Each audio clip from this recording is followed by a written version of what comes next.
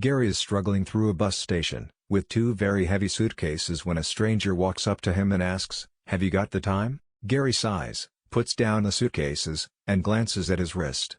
"It's 6:15, he says. "Hey, that's a pretty fancy watch," exclaims the stranger. Gary brightens up a little and says thank you, "I designed it myself." He hits a few buttons, and from somewhere on the watch a voice says the time is 6:15, in a very West Texas accent. A few more buttons, and the voice speaks in Japanese. Gary continues, "I have put regional accents for each city you might visit."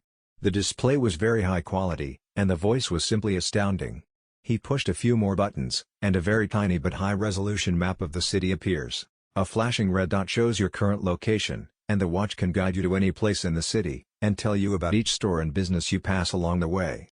The stranger asks, "How much does it cost you to make one watch?" Gary says, "I can produce a watch for $10.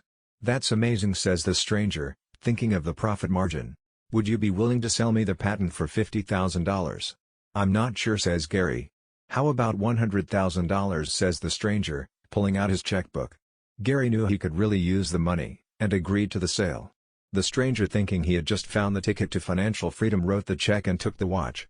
As he started to walk away with a smile on his face, Gary looked down at the two suitcases, and yells to the man, "Hey, you forgot the batteries."